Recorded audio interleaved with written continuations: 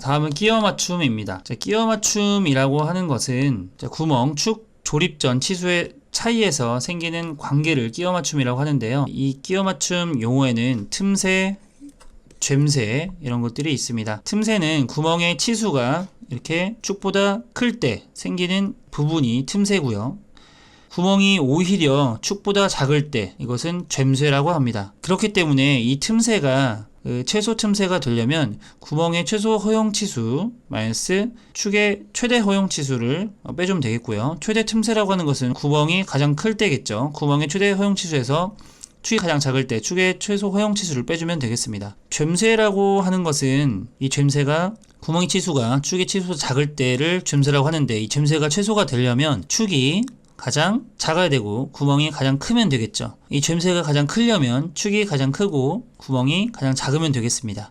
그래서 이 틈새와 죬새 알아두시면 되겠고요. 틈새와 관련된 끼워 맞춤은 헐거운 끼워 맞춤이 되겠고요. 자, 죬새는 억지 끼워 맞춤이 되겠죠. 이렇게 참고로 나와 있는 그 틈새와 죬새 그림을 머릿속에서 그려보시면 더욱 쉽게 이해하실 수 있을 것 같습니다. 자, 개념 잡기 문제 바로 풀어보겠습니다. 중간 끼워 맞춤에서 구멍의 치수는 50 플러스 0.035 그리고 0. 위치수 허용차가 0.035이고 아래치수 허용차가 0입니다.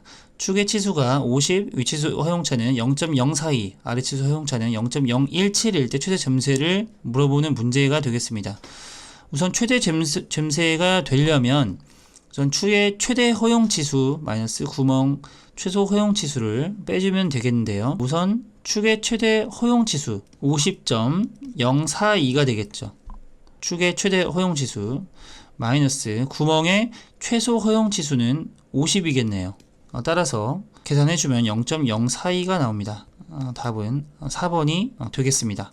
따라서 이렇게 끼워 맞춤 상태에 이렇게 헐거운 끼워 맞춤, 중간 끼워 맞춤, 억지 끼워 맞춤들이 있고요. 헐거운 끼워 맞춤은 미끄럼 운동이나 회전 운동이 필요한 부품에 적용을 하고, 중간 끼워 맞춤은 헐거운 끼워 맞춤이나 억지 끼워 맞춤을 얻을 수 없는 부품에 적용합니다. 그리고 분해와 조립하지 않고 굉장히 단단하게 고정을 하고 싶을 때는 억지 끼워 맞춤을 사용한다는 거 알아주시면 되겠고요. 바로 관련 개념 잡기 문제 풀어보도록 하겠습니다. 구멍의 최소 치수가 축의 최대 치수보다 큰 경우라고 했습니다. 구멍의 최소 치수가 축의 최대 치수보다 큰 경우, 자, 구멍이 축보다 크다는 거죠. 그럼 여기 간극이 생길 수밖에 없습니다. 이 간극이 틈새였죠. 틈새. 이 틈새가 생기는 끼워 맞춤은 헐거운 끼워 맞춤이었습니다.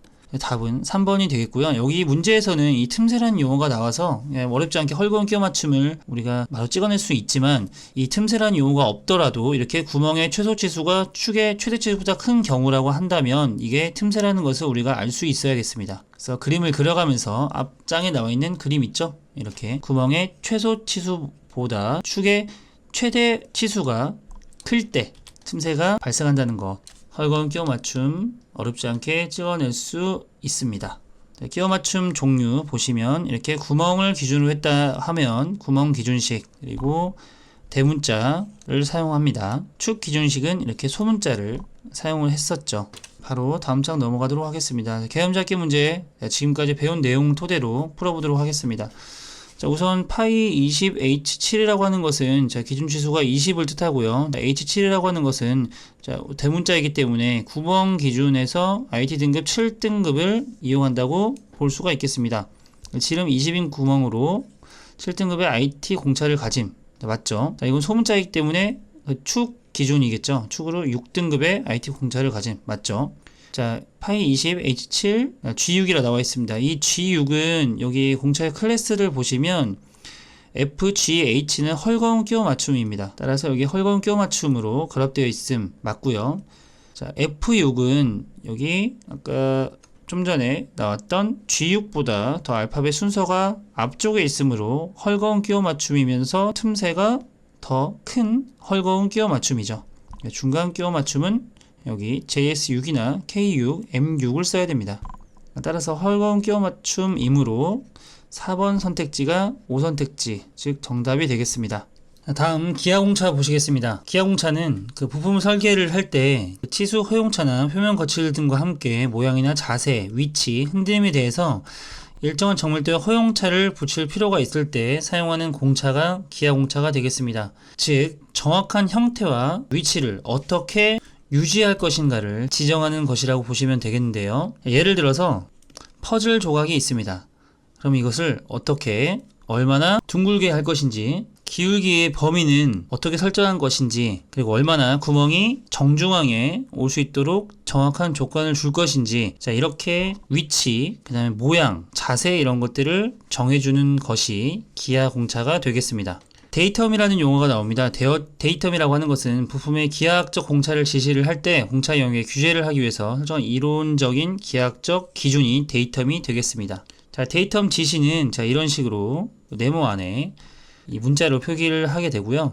자, 데이텀 삼각기호도 있습니다. 자, 어느 선을 기준으로 하는지에 대한 표식이 되겠는데요. 이렇게 삼각형을 검게 칠하지 않아도 됩니다. 삼각형으로 이렇게 면이나 선에 이렇게 붙여주게 됩니다. 기하공차 기호의 종류가 굉장히 중요한데요. 모양 공차로는 어떤 것들이 있는지, 자세 공차로는 어떤 것들이 있는지, 위치 공차로는 어떤 것들이 있는지 분류하는 것이 중요하고요. 흔들림 공차로는 이렇게 원주와 온 흔들림 공차 이렇게 두 가지가 있으니까 나머지 모양 공차, 자세 공차, 위치 공차에 대한 내용 알아두시면 되겠고요. 이 기호들도 각각 알아두셔야 되겠습니다. 또한 진직도란 어떤 것을 의미하는지, 평면도란 어떤 내용을 의미하는지에 대한 내용들도 나오니까요. 이 부분들은 모두 다 암기를 하시는 것이 좋겠습니다. 우선 진직도 공차는 이런 기호로 나타내고요. 평면도는 이렇게 사다리꼴로 나타냅니다. 지존도는 원, 원통도는 이런 식으로, 선의 윤곽도, 그 다음에 면의 윤곽도 공차 이렇게 나타냅니다. 자세 공차로는 평행도 공차와 직각 경사도 공차가 있고요. 위치 공차로는 위치도 공차, 동축도 또는 동심도 공차, 대칭도 공차가 있습니다. 진직도라고 하는 것은 정확한 직선을 기준으로 해서 어느 정도까지 벗어나도 되는지를 나타내는 것이 진직도가 되겠고요. 정확한 평면을 기준으로 하는 것이 평면도, 정확한 원을 기준으로 어느 정도까지 벗어난지를 표시하는 게 진원도가 되겠고요. 정확한 원통을 기준으로 하는 것이 원통도가 되겠습니다. 정확한 윤곽으로부터 윤곽선의 어긋남의 정도를 표시하는 게 선의 윤곽도, 면의 어긋남을 정도를 표시하는 것이 면의 윤곽도가 되겠고요. 자세 공차로는 기준선이나 기준면에 대해서 측정하는 선이나 면의 평행 정도를 표시하는 게 평행도, 직각 정도를 표시하는 것이 직각도, 경사를 나타내는 것이 경사도가 되겠습니다. 이렇게 어떤 것이 모양 공차인지, 어떤 것이 자세 공차인지, 어떤 공차가 위치 공차인지 이렇게 분류, 그 다음에 기호, 그리고 내용을 꼭 숙지하고 넘어가시면 되겠습니다.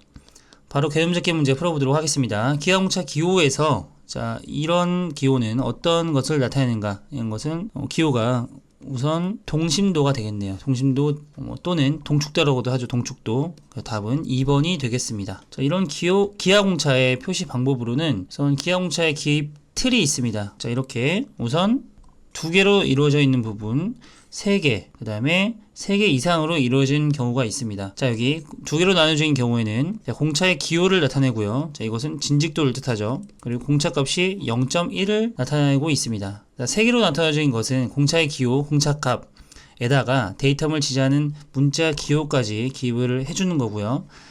복수 데이텀을 표시하는 문자 기호에는 이렇게 순서대로 이렇게 붙여서 표시를 해주게 됩니다. 자, 그럼 바로 나머지 부분들은 자, 읽어보시면 되겠고요. 바로 개념 잡기 문제 자 풀어보도록 하겠습니다. 이러한 문제는 좀 복합적인 문제로 출제가 되는데요. 자, 우선 3개로 이루어져 있는 경우 공차의 종류, 이 기호의 공차는 우선 평행도죠. 평행도는 자세 공차에 속합니다. 그리고 공차값이 0.01로 알 수가 있고요. 공차의 종류 기호 맞죠? 평행도입니다. A는 데이텀을 지지하는 문자 기호로 볼 수 있고요. 틀린 것은 2번이 되겠네요. 데이텀의 표시 방법으로는 이렇게 삼각기호로 이렇게 나타내 주고요. 빈틈없이 칠하는 경우도 있고요. 빈틈을 남겨두는 경우도 있습니다. 칠선상에 이렇게 지시하는 경우도 있고요. 이렇게 면에 직접 지시하는 경우도 있습니다. 그리고 공통 기호로 지시하는 경우도 있고요. 평행축 중심으로 데이텀을 이렇게 표시하는 경우, 그 다음에 테이프와 평행축 중심 두 구멍의 공통 중심으로 표시하는 경우도 있습니다. 이런 것들 한 번씩 다 읽어보시면 다 이해되실 부분이라 따로 말씀드리지 않고 지나가도록 하겠습니다. 자, 개념 잡기 문제 바로 풀어보도록 하겠습니다. 그림에서 가부와 나부의 2개의 베어링을 같은 축선에 조립하고자 합니다. 이때 가부의 데이텀을 기준으로 나부의 기하공차를 적용하고자 할 때 올바른 기하공차 기호는 자, 우선 이것은 원통형의 모양입니다. 이 원통형의 모양이 조립되는 그 데이터를 기준으로 볼 때 우선 자, 이 부분에 대한 중심이 같아야겠죠. 그래서 중심을 갖게끔 맞춰주려면 기준 축선에서 벗어나지 않도록 중심을 맞춰주려면 중심 벗어나는 정도를 표시하는 동심도가 적당하겠네요. 그래서 여기서 1번은 동심도, 즉 동축도를 뜻하는 기호고요. 자, 2번은 자, 평면도죠. 자, 그럼 표면을 기준으로 이에 벗어난 정도를 표시하는 평면도. 3번은 원통도를 뜻합니다. 자, 원통을 기준으로 이에 벗어난 정도를 표시하는 원통도 기호가 되겠고요. 자, 4번은 자, 위치도 공차죠. 따라서 이와 같은 경우에는 동심도 기하공차를 적용하는 것이 가장 올바르겠습니다. 따라서 답은 자, 1번이 되겠습니다.